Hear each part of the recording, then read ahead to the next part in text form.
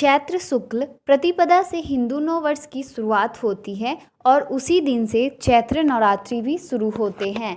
कम लोगों को ज्ञात होगा कि साल में नवरात्रि 4 बार पड़ते हैं। साल के प्रथम मास चैत्र में पहली नवरात्रि होती है, फिर चौथे माह, इसके बाद आश्विन माह और अंत में माघ माह में गुप्त नवरात्र होते हैं। लेकिन सर्वविदित है कि चारों में चैत्र और शारदीय नवरात्र प्रमुख माने जाते हैं। प्राचीन कथाओं के अनुसार साल में 2 बार नवरात्रि मनाए जाने के पीछे भी अलग अलग कारण हैं, जैसे कि आध्यात्मिक, प्राकृतिक और पौराणिक।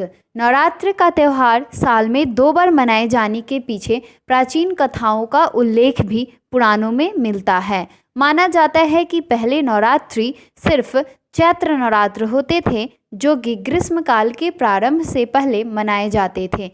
लेकिन जब श्री राम ने रावण से युद्ध किया और उनकी विजय हुई, विजय होने के बाद वो माँ का आशीर्वाद लेने के लिए नवरात्र की प्रतीक्षा नहीं करना चाहते थे। इसके लिए उन्होंने एक विशाल दुर्गा पूजा आयोजित की थी।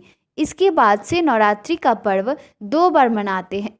अगर एक साल में 2 नवरात्र मनाने के पीछे के आध्यात्मिक पहलू पर प्रकाश डाले तो जहाँ एक नवरात्रि चैत्र मास में गर्मी की शुरुआत में आती है, तो वही दूसरी सर्दी के प्रारंभ में आती है।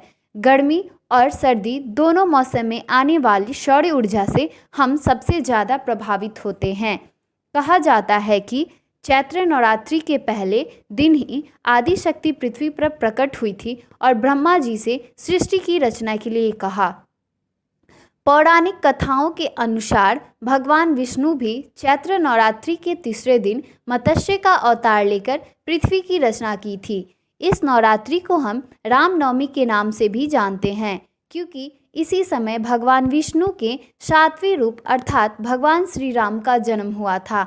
और यही कारण है कि धार्मिक दृष्टि से चैत्र नवरात्रि का बहुत बड़ा महत्व है।